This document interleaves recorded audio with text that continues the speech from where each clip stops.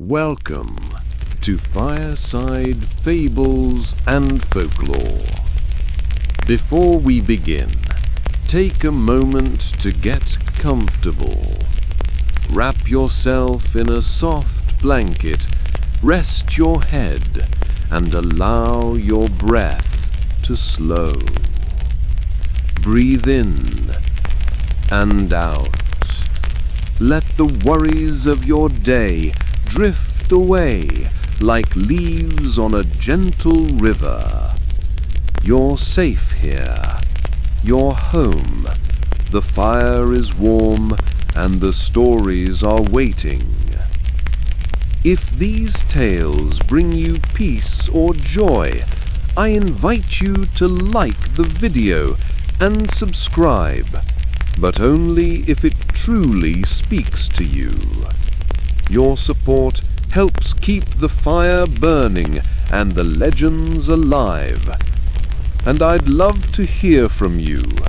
Share in the comments what you enjoyed about tonight's journey, and let me know what fables or folklore have stayed with you over the years.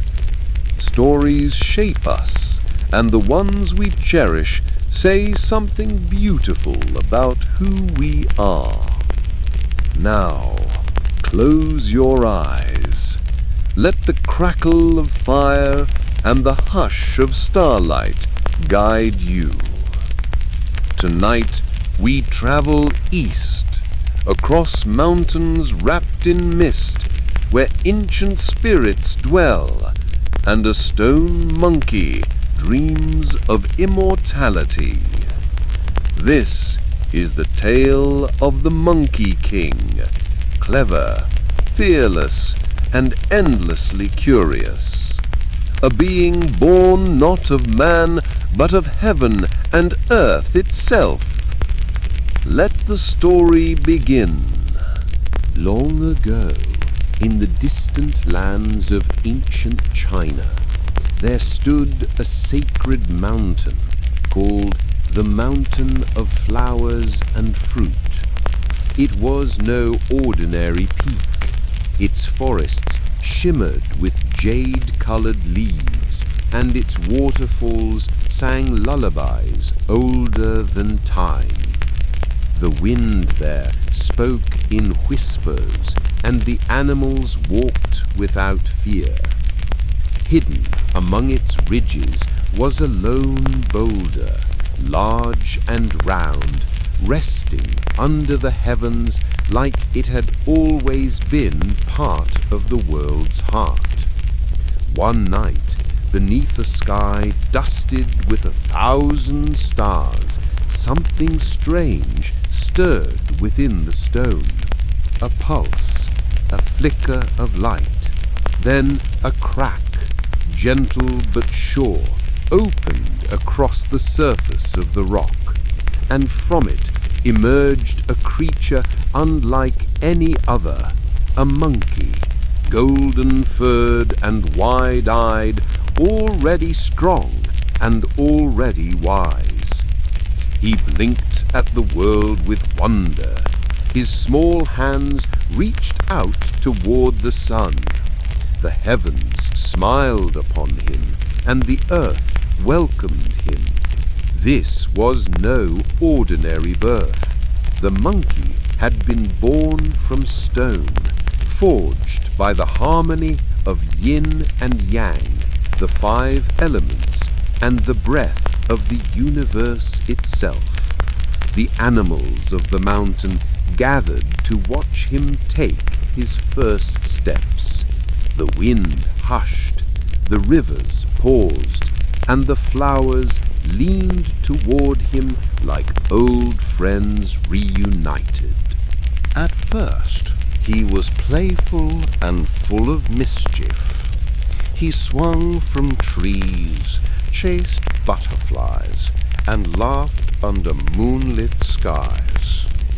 But there was something deeper in him too, an unquenchable curiosity, a longing to know more.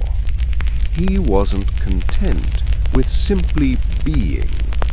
He wanted to learn, to grow, to understand the mysteries of the world. The other monkeys soon followed him, drawn by his charm and cleverness.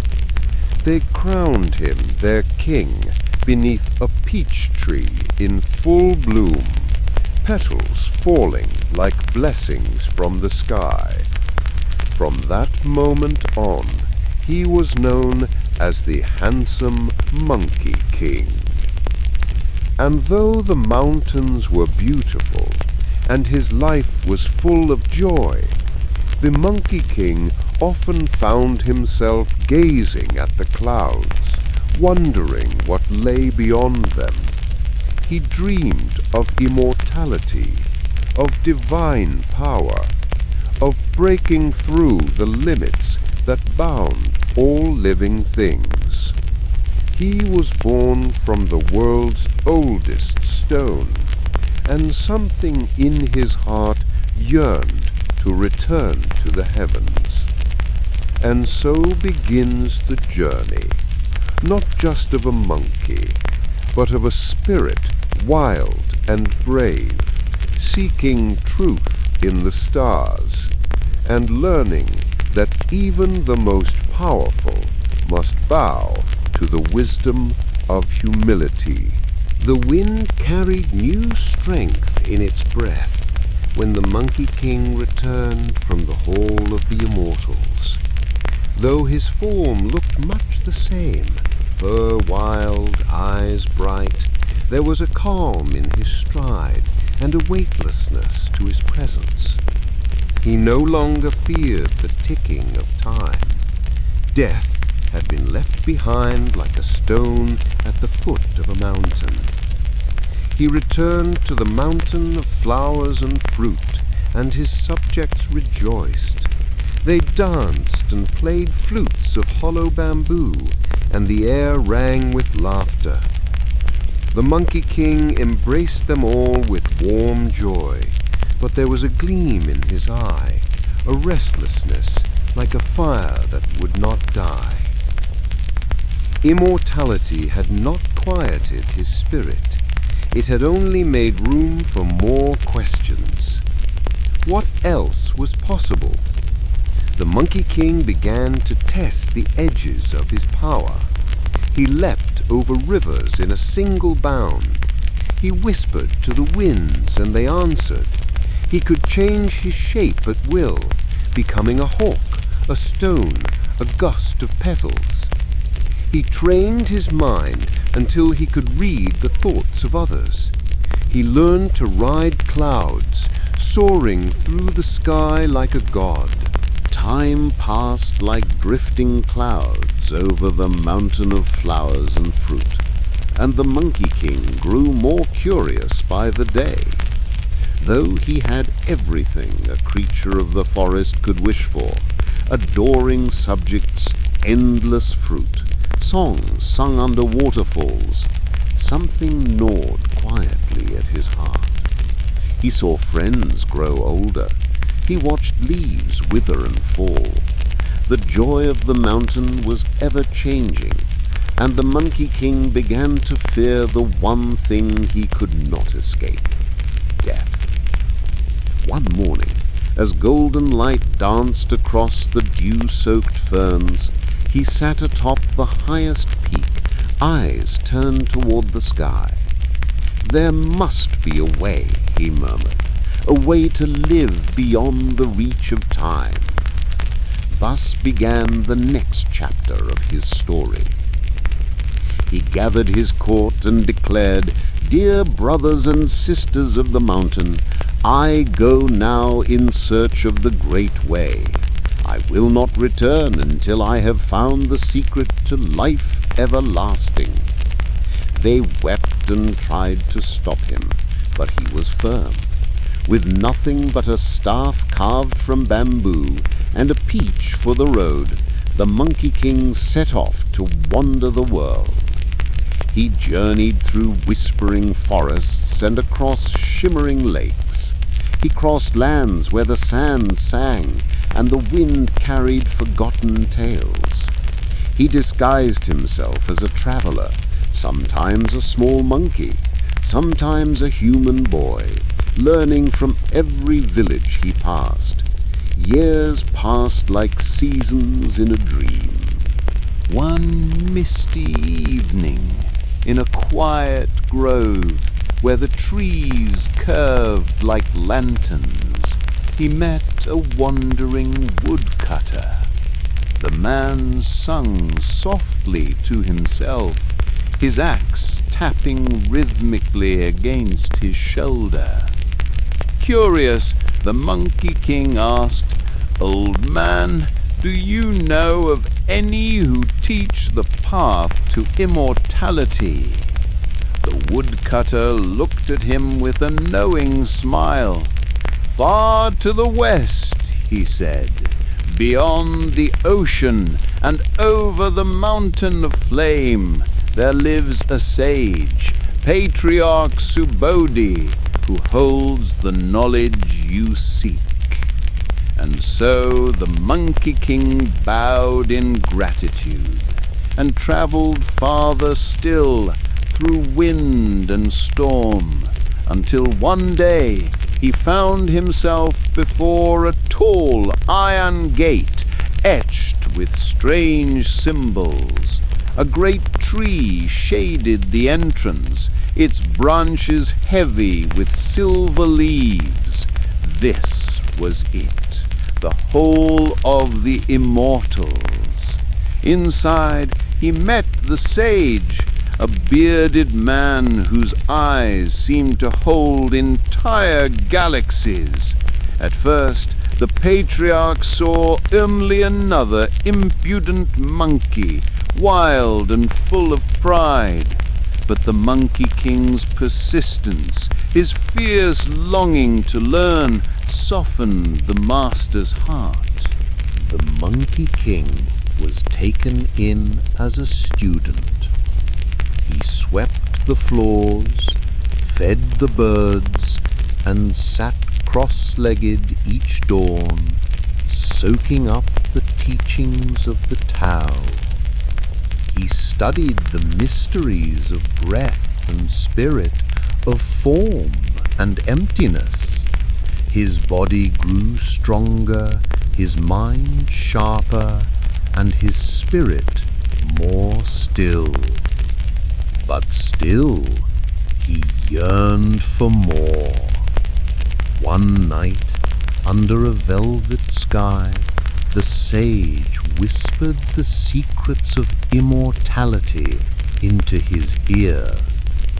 But beware, he warned, what is eternal draws the eyes of heaven. The Monkey King, heart soaring, bowed deeply, and from that moment on, he was no longer just a creature of the earth. He was immortal, a being beyond the cycle of death and rebirth. But what he did not know was that the heavens had begun to stir. The wind carried new strength in its breath when the Monkey King returned from the Hall of the Immortals. Though his form looked much the same, fur wild, eyes bright, there was a calm in his stride and a weightlessness to his presence. He no longer feared the ticking of time. Death had been left behind like a stone at the foot of a mountain. He returned to the mountain of flowers and fruit, and his subjects rejoiced. They danced and played flutes of hollow bamboo, and the air rang with laughter. The Monkey King embraced them all with warm joy, but there was a gleam in his eye, a restlessness like a fire that would not die. Immortality had not quieted his spirit. It had only made room for more questions. What else was possible? The Monkey King began to test the edges of his power. He leapt over rivers in a single bound. He whispered to the winds, and they answered. He could change his shape at will, becoming a hawk, a stone, a gust of petals. He trained his mind until he could read the thoughts of others. He learned to ride clouds, soaring through the sky like a god. And then, one evening, he returned to his bamboo grove and stared into the moonlight. "Even immortals must defend themselves," he said aloud. "If I am to protect my people, I must be strong, stronger than anything under heaven." Thus began his search for a weapon worthy of his spirit. He traveled to the eastern sea, to the palace of the Dragon King, whose halls were carved from coral and pearl. The Dragon King, alarmed by the Monkey King's boldness, tried to distract him with treasures, swords of lightning, spears of jade, and golden axes heavy with enchantments. But the Monkey King shook his head each time. Too light, too dull, too brittle. The Dragon King was furious, but dared not refuse. He sent envoys to heaven to complain, but it was too late. The Monkey King now wielded a weapon no army could match. From there he collected armor, a golden chainmail shirt, a phoenix-feathered cap, and cloud-walking boots. Clad like a celestial warrior, he returned to his mountain kingdom, not just as a king, but as a legend. He trained the monkeys in martial arts.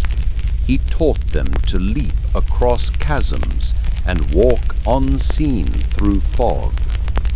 They built a fortress in the trees and watched the skies for signs of change.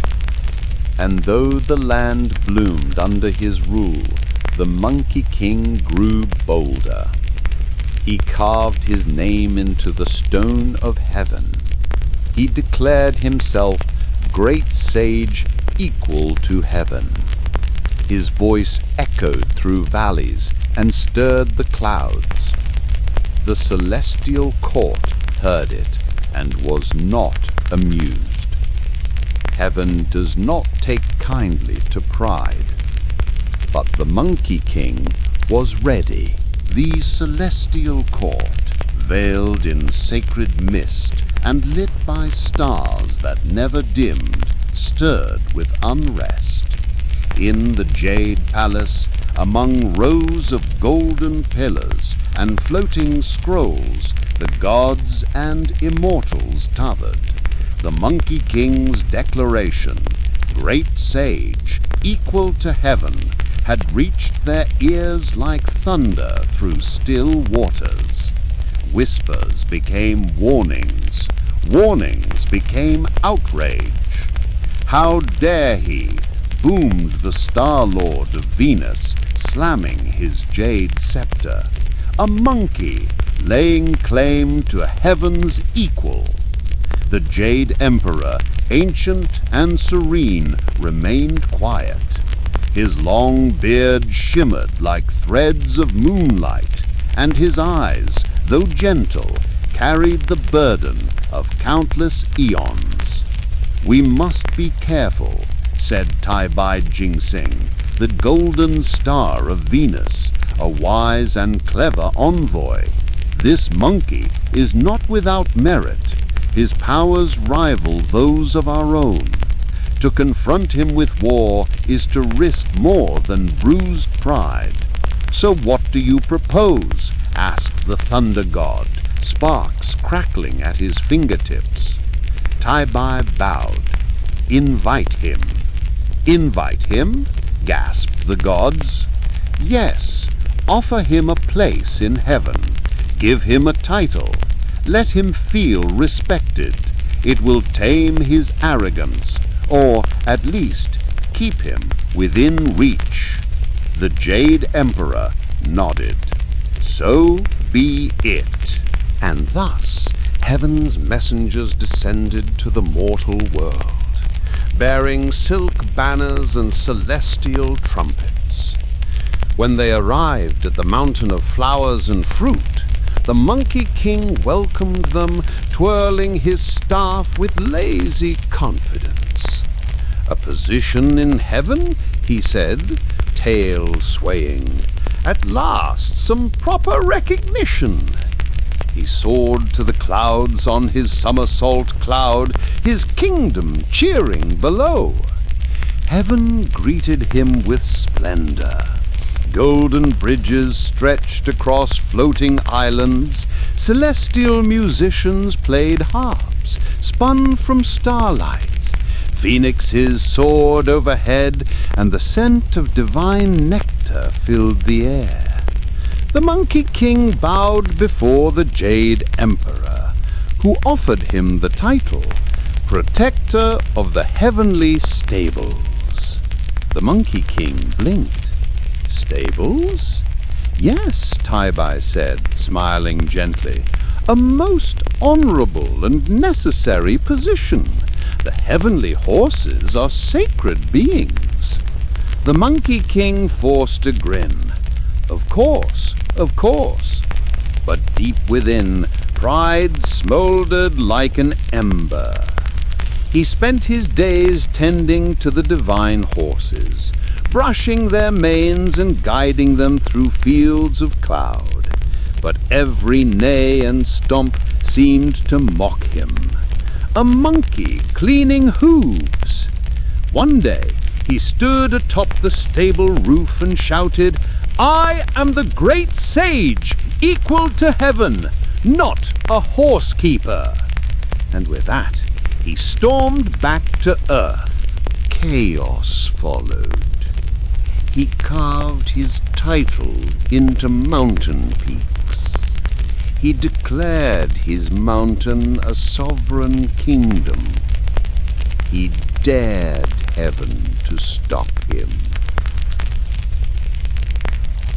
The celestial court, unwilling to tolerate the insult, sent warriors, spirits, demons, thunder gods. But none could best the Monkey King. His staff stretched to the size of mountains, his leaps covered leagues, and his laughter echoed across the sky. Frustrated, the gods turned to one last resort. Erlang Shen, the powerful god of war, armed with his third eye and a divine hound. The battle was fierce. Mountains cracked, rivers boiled, the heavens dimmed as staff met spear, and illusions danced through the battlefield. The Monkey King transformed into a sparrow, a whale, a blade of grass. Erlang followed with equal mastery. But when the Monkey King was finally captured, it wasn't brute force that won. It was guile. The Buddha himself descended. "So, great sage," the Buddha said, "you claim to be equal to heaven?" "I do," roared the Monkey King. "Stronger even." The Buddha raised his hand. "Then prove it. Leap from my palm. If you can leave it, you may be free." The Monkey King smirked. "Easiest challenge yet." He soared through the air, faster than thought, crossing galaxies, passing stars and drifting spirits. At last he found 5 pillars, towering and ancient. He carved his name into one and urinated at its base in triumph. He flew back, triumphant. "There, I reached the edge of the universe." The Buddha smiled. "Look closer." And then the Monkey King saw. The pillars were the Buddha's fingers. He had never left the palm.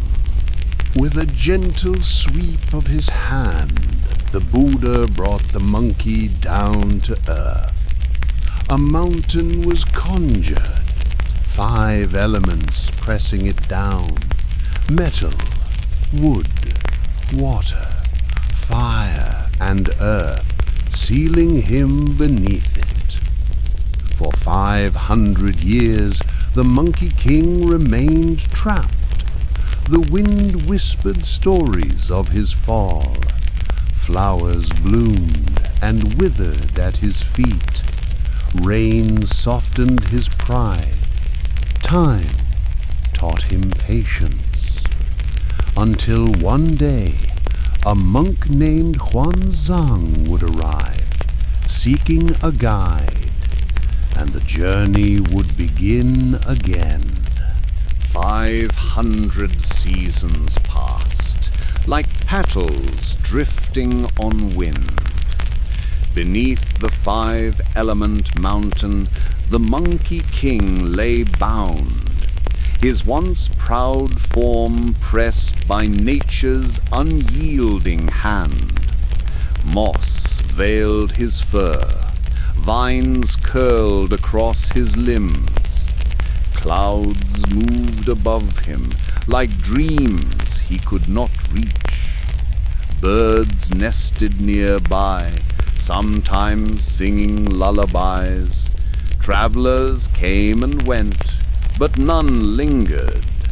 He had become myth, a warning, a whisper among wandering monks. And then came a man with a lantern heart. His name was Xuanzang, a monk draped in soft robes, his eyes as gentle as moonlight on still water. Tasked by the Tang Emperor to retrieve the sacred sutras from the West, he set forth not for glory, but for salvation, for the world and for his soul. Guided by visions and dreams, Xuanzang found himself before the silent mountain. A breeze stirred. A voice emerged, like thunder muffled by time. "Release me, holy monk," came the voice from beneath. "I was once a king, a sage, a warrior, but I have learned humility." Xuanzang stepped closer. His heart, sensitive to truth, felt both wildness and sorrow in the imprisoned creature. "Who are you?" he asked softly. "I am Sun Wukong, the Monkey King, the great sage equal to heaven." But now his voice cracked like dry bark, just a servant of fate. "Free me, and I shall protect you with my life." Xuanzang hesitated, but the Bodhisattva Guangyan had told him, "To cross the wild lands you will need strength, and he has it, though unruly." She had left him a golden circlet and a chant. With compassion, Xuanzang placed the golden band upon the Monkey King's brow. Sun Wukong grinned. A crown at last. But when Xuanzang whispered the sutra chant, the band tightened. The Monkey King cried out, clutching his head. What sorcery! This band will remain, Xuanzang said gently, not as punishment, but as a reminder. Loyalty, not pride, will guide us. The Monkey King looked at the monk and bowed. For 5 centuries I served no one. Now I serve you. And so the journey began. A monk in flowing robes, and a monkey with a golden crown and a shape-shifting staff, walking westward beneath skies that burned gold at dawn. But the road ahead was no quiet path. Demons stirred, having heard of the monk whose flesh could grant immortality. Winds howled with mischief, rivers twisted with spirits, and heaven watched in silence. The road west was long and lonely, winding through bamboo groves, misty hills, and valleys where the wind whispered forgotten names. Yet Xuanzang walked without fear, for at his side strode Sun Wukong, the Monkey King, whose strength bent boulders and whose cunning outwitted spirits. But even the strongest warriors cannot walk the world alone.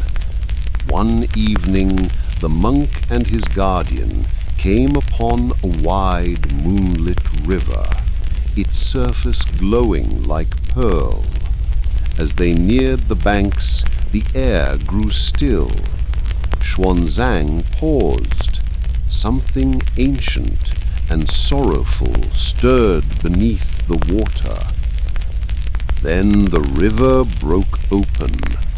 A great creature leapt forth, half man, half beast, with a mane of seaweed and tusks sharp as daggers. He wore a necklace of skulls, and his eyes were pools of regret. I am Sha Wu Jing, the monster growled, bowing his head low. Once a general in heaven, I was cast down for breaking a sacred vessel. I've eaten many who tried to cross, but I tire of this cursed hunger. Let me serve the monk and seek redemption. Sun Wukong raised his staff, and if this is a trick, Xuanzang raised a hand. I sense his truth. The monk chanted a blessing. Sha Wu Jing knelt, his monstrous form shimmering in the moonlight. He rose not as a beast, but as a quiet, solemn warrior, with strength deep as the sea. Then from this day forth, said Xuanzang, you shall be known as Sandy. Days later, as they trekked through mist-covered wetlands, their path was blocked by a waddling figure, round as a barrel, eyes like lotus seeds, and a rake slung over his shoulder. "Who dares cross my marsh?" he bellowed. "I, Zhu Bajie, demand a toll, or food, or maybe a nap." Sun Wukong blinked. "You're still alive." The pig-faced man chuckled. "Barely. Since my exile from heaven, I've had to make do, mostly by eating. Zhuangzang stepped forward. You were once Marshal Tianping. You've suffered, but would you walk the path of virtue now? Zhu Bojie scratched his belly. Will there be snacks? If you join us, you'll have to fight demons and carry bags. Fine, he sighed, but I pick where we eat. And so, Zhu Bojie, now Pigsy, joined the group. One night, the travelers came upon a broken bridge. Xuanzang stepped forward to cross, and from the mist a white dragon surged forth, its scales glowing blue under starlight. With a roar it coiled in midair, its eyes blazing. Sun Wukong leapt to defend, but before battle broke, the dragon bowed its head. Forgive me. I was once a prince of the western seas. I devoured the wrong pearl, and heaven punished me. Guan Yin told me I would serve a great cause. The Bodhisattva's voice echoed from the heavens. This dragon shall carry the monk. In a flash of light, the beast transformed into a mighty white steed, its mane flowing like smoke, hooves silent on stone. Xuanzang bowed his head. Thank you. And so the monk rode upon a dragon. The Monkey King strode ahead with his staff. Pigsy cracked jokes and argued with Sandy.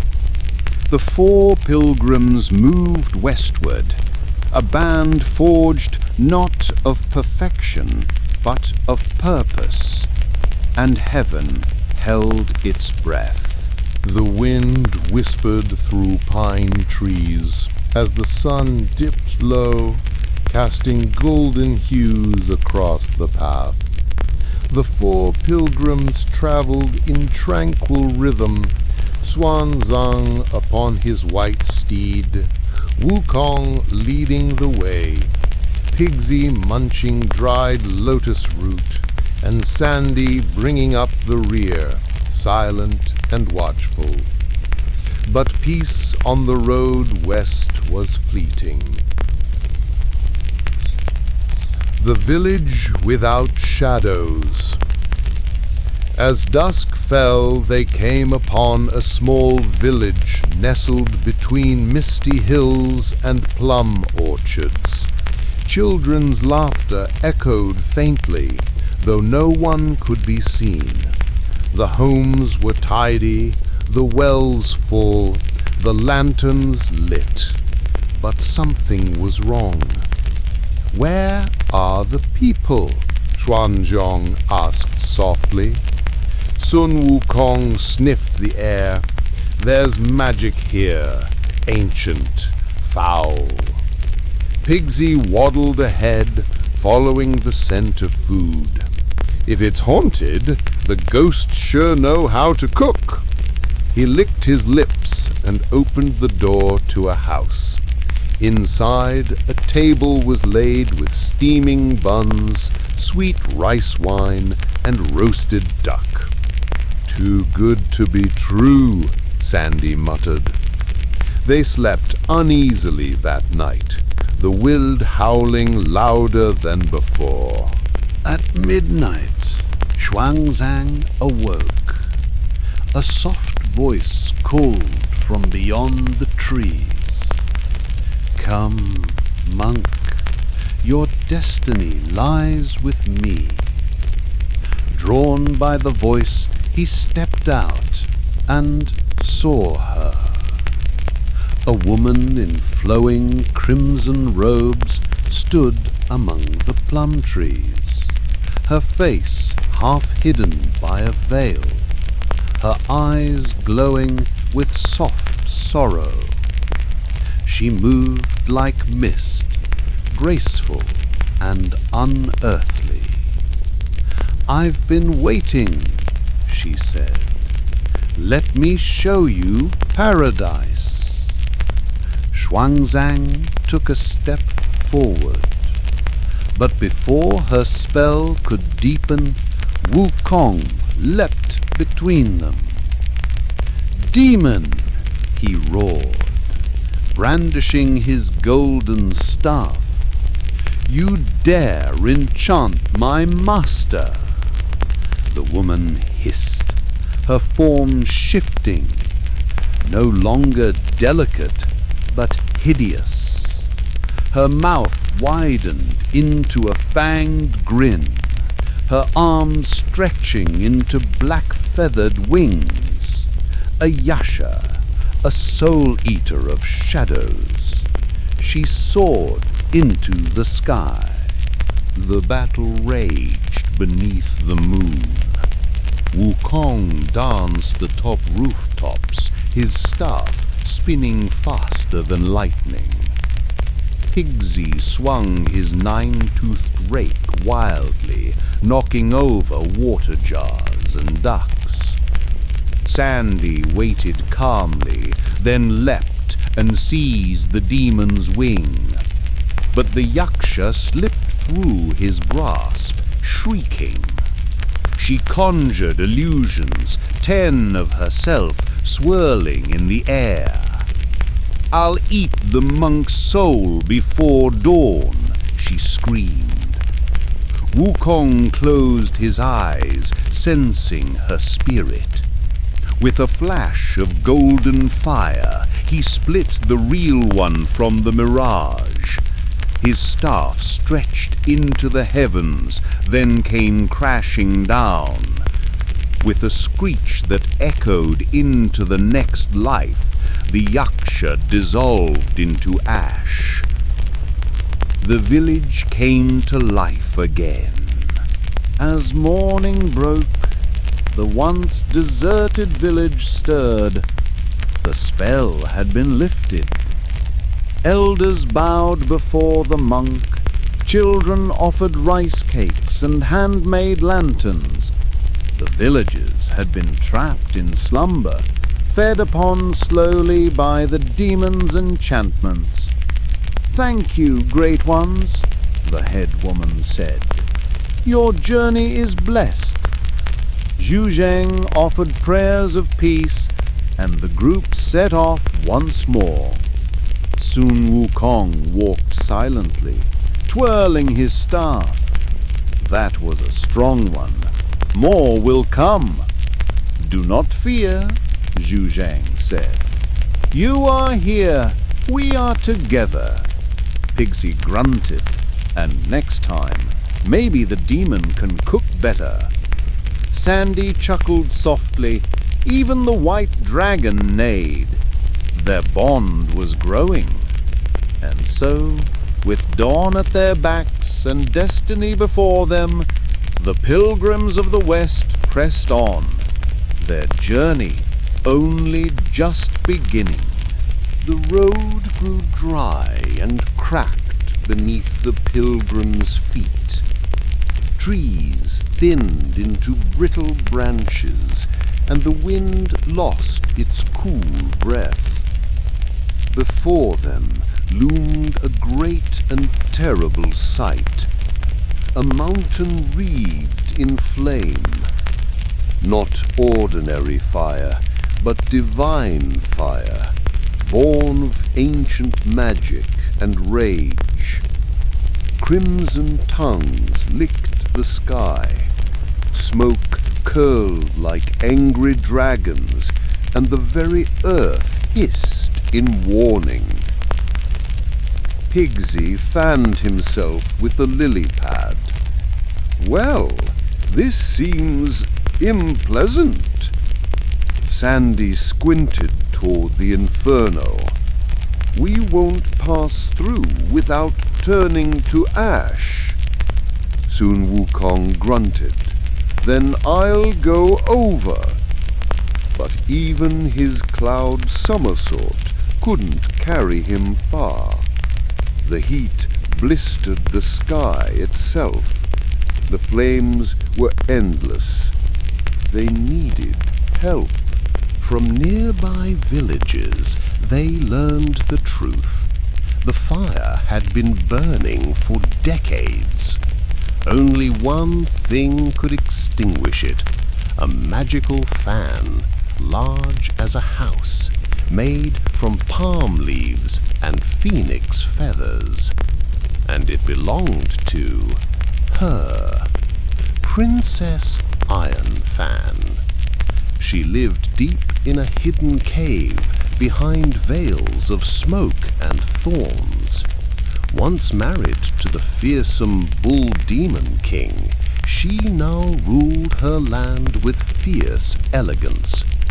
Her fan could summon windstorms or part wildfires, but she did not lend it lightly, especially not to him. When the Monkey King approached, she stepped from the shadows, regal in red silk, eyes sharp as daggers.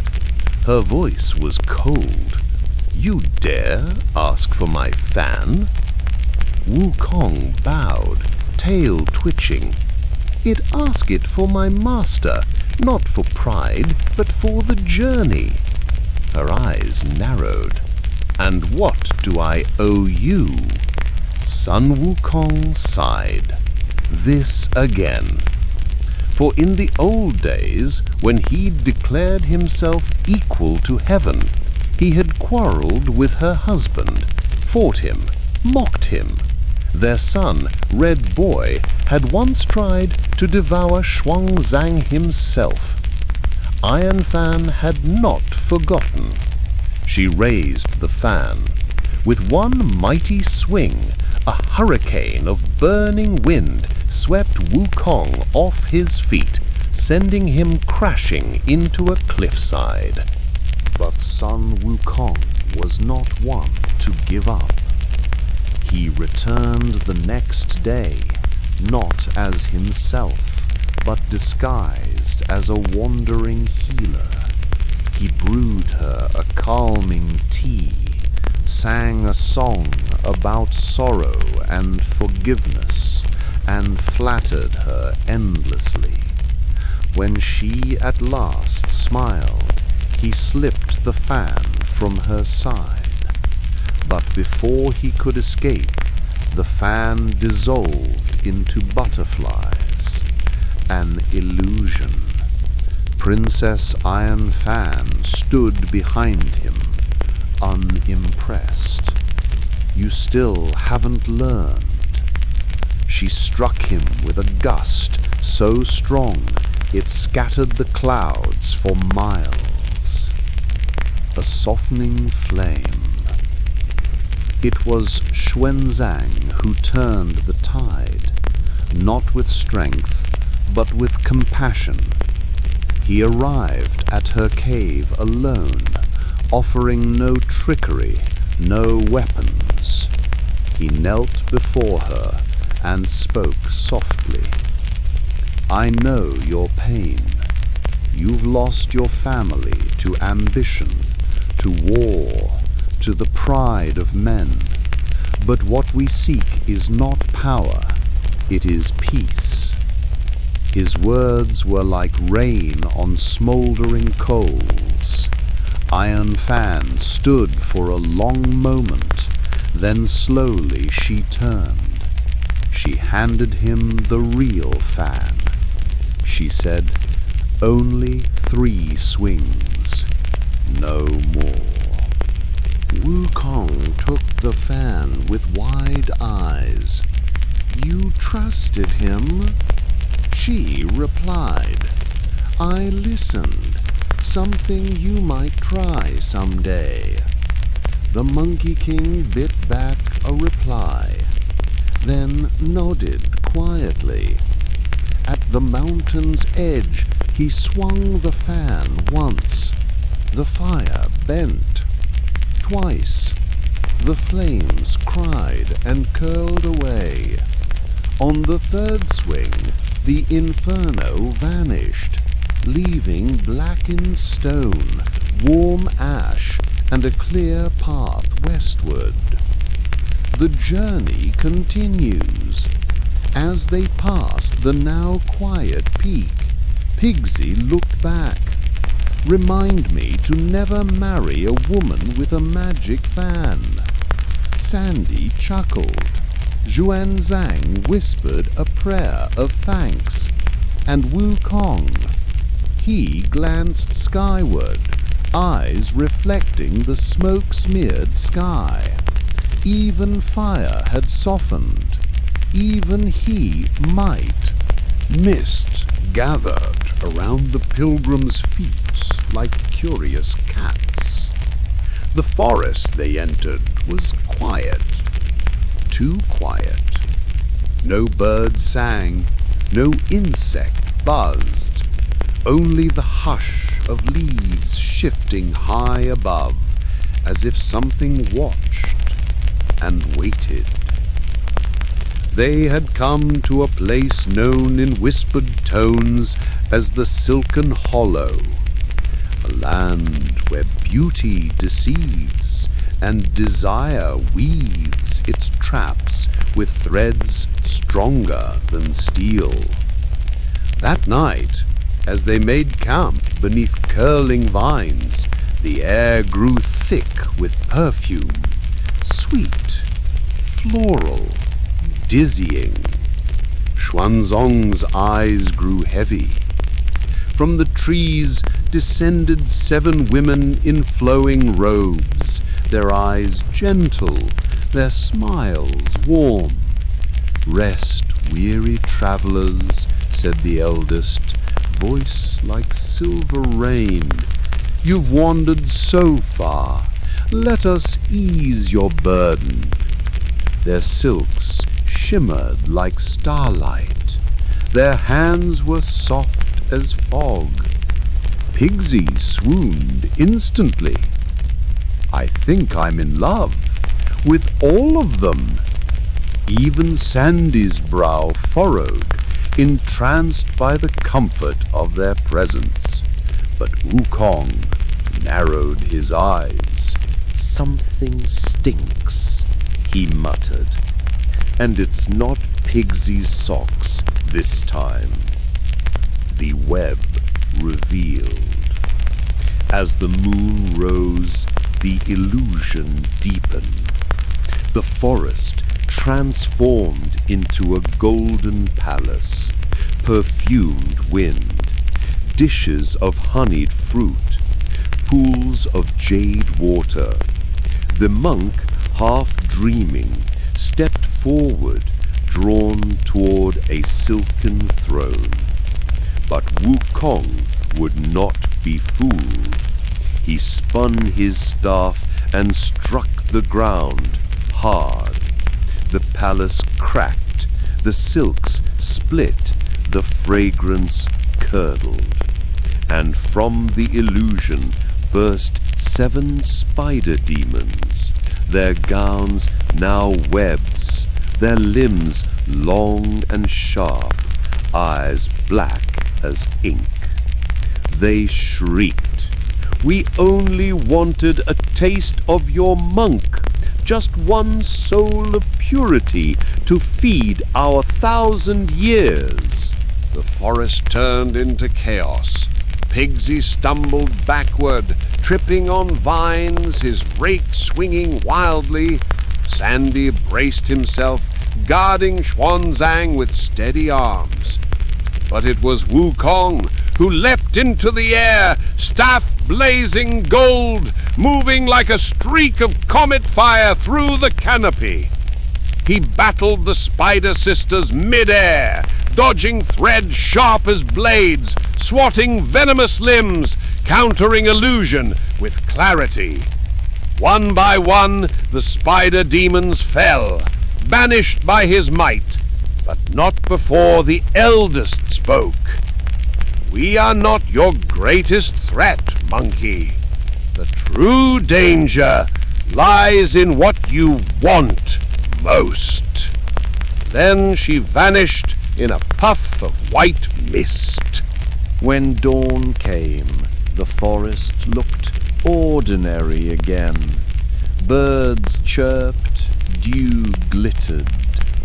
Xuanzang stirred, eyes weary. Was it a dream?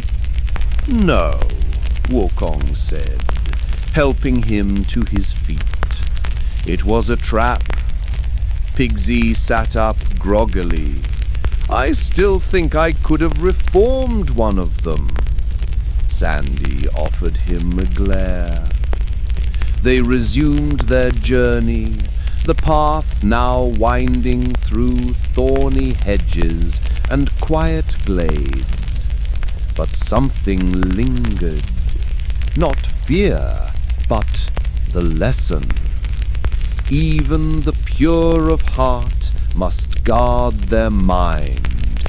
Even paradise can deceive if it is shaped from longing.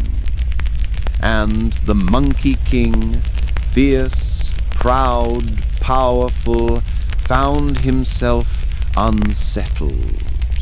For the spider's parting words clung to him like webbing.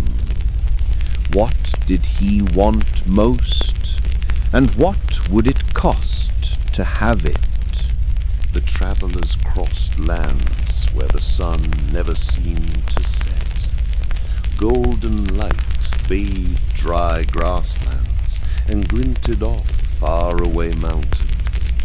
They were drawing close, so close to the edge of the Western world, where the sacred scriptures waited.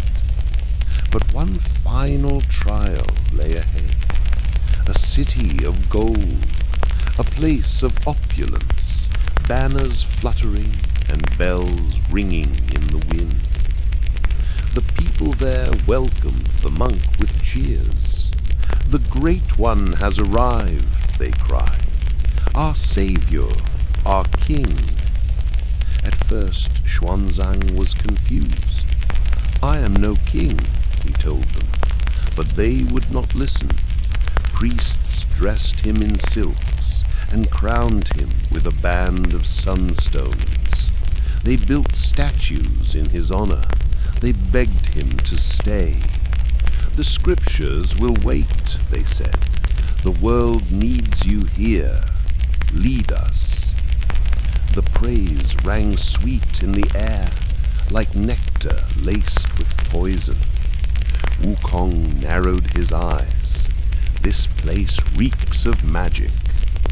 Pigsy didn't care. "Did you see the banquet table?"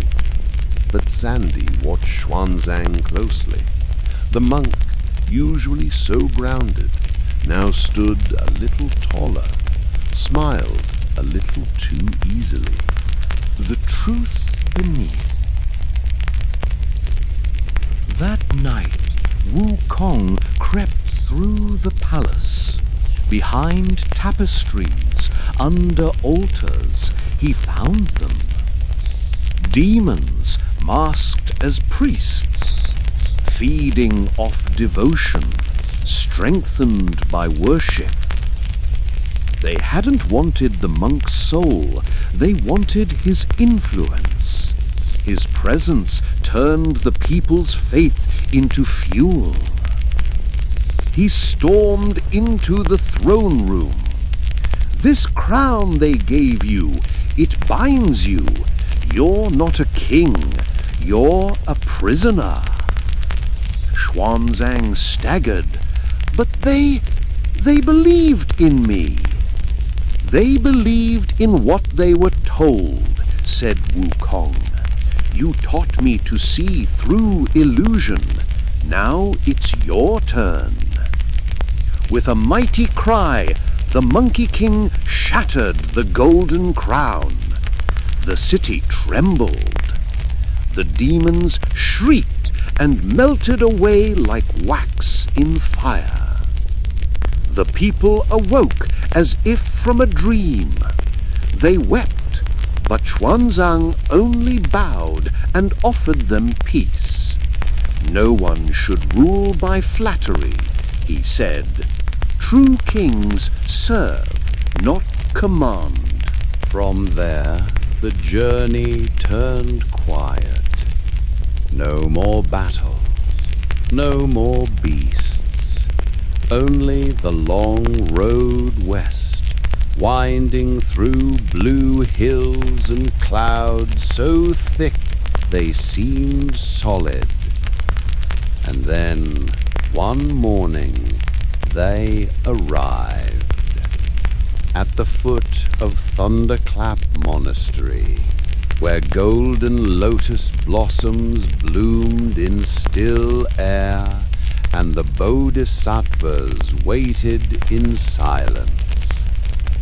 There, Xuanzang received the sacred sutras, words not of domination, but of compassion, balance, and release. Tears filled his eyes. Behind him, Pigsy and Sandy knelt quietly. Even Wukong was still. The Monkey King turned away from the scrolls, looking not at the heavens, but at his companions. I thought I wanted immortality, he said. Then power, then recognition. But what I really needed, he looked at Xuanzang, was purpose. They journeyed back east, not as strangers, not as monsters, not as exiles, but as pilgrims. When they reached the mountain of flowers and fruit once more, Wukong gazed upon it, older now, changed. The fire in him hadn't gone out, but it had grown quiet. It had become a lantern. And so, dear listener, the tale ends not with crowns nor thunder, but with quiet steps on a long road home. The Monkey King still leaps in legends, but if you listen carefully, in the hush of evening, you may hear his laughter in the wind, and his wisdom in the silence that follows. Sleep well, wanderer. You've traveled far tonight. The fire is low now. The stars are watching, and the stories will wait for you. As our tale of the Monkey King comes to a gentle close, may his courage, wit, and journey inspire a calm strength within you. Thank you for sharing this adventure by the fireside tonight. If this story brought a little magic and peace to your evening, feel free to like, subscribe, and share your favorite moments in the comments below. Until next time, may your dreams be filled with wonder and your heart with joy. Good night, dear friend.